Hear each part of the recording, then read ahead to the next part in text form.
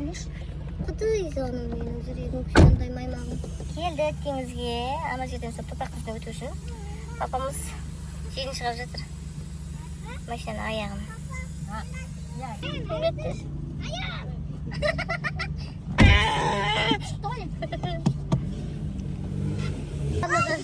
Жерін шығарып жатыр, топырақ үстіне жүру үшін. Келдік теңізге.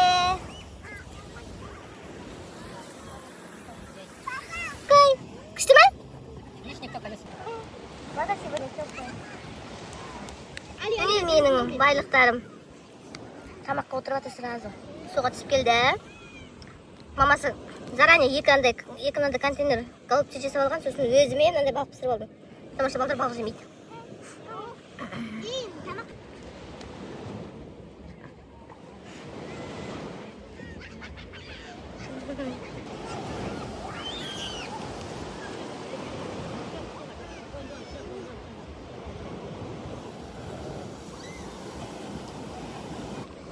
Қандай керемет, е?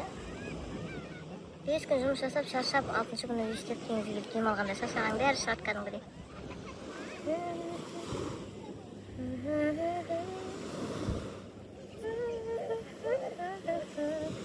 Достар, келесі кездескенше қош сау болыңыздар.